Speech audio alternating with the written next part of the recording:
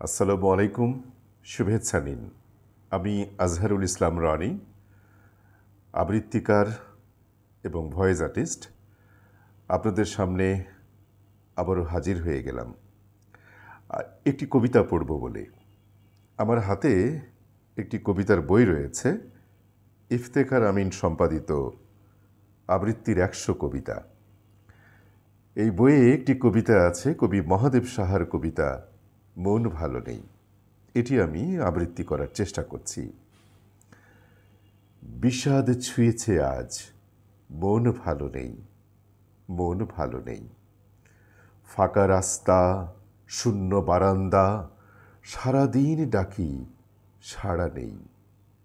একবার ফিরেও চাই না কেউ, পথ ভুল করে চলে যায়, এদিকে আসে না।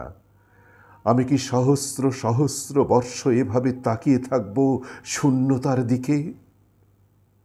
এই শূন্য ঘরে, এই নির্বাসনে কত কাল আর কত কাল। আজ দুঃখ ছুঁয়েছে ঘর বাড়ি, উদ্যানে উঠেছে ক্যাকটাস। কেউ নেই, কড়া নাড়ার মতো কেউ নেই। শুধু শূন্যতার এই দীর্ঘশ্বাস, এই দীর্ঘ পদধ্বনি। টেলিফোন ঘোরাতে ঘোরাতে আমি ক্লান্ত, ডাকতে ডাকতে একশেষ। কেউ ডাক শোনে না, কেউ ফিরে তাকায় না।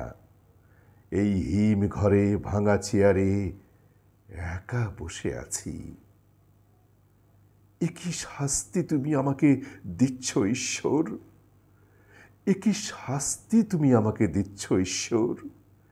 এভাবে দগ্ধ হওয়ার নাম কি বেঁচে থাকা? তবু মানুষ বেঁচে থাকতে চাই, আমি বেঁচে থাকতে চাই। আমি ভালোবাসতে চাই, পাগলের মতো ভালোবাসতে চাই। এই কি আমার অপরাধ? আজ বিষাদ ছুঁয়েছে বুক, বিষাদ ছুঁয়েছে বুক। মন ভালো নেই, মন ভালো নেই। তোমার আসার কথা ছিল, তোমার যাওয়ার কথা ছিল। আসা যাওয়ার পথের ধারে ফুল ফোটানোর কথা ছিল। সেসব কিছুই হলো না, কিছুই হলো না। আমার ভেতরে শুধু ১ কোটি বছর ধরে অশ্রুপাত, শুধু হাহাকার, শুধু শূন্যতা, শূন্যতা। তোমার শূন্য পথের দিকে তাকাতে তাকাতে ২ চোখ অন্ধ হয়ে গেল।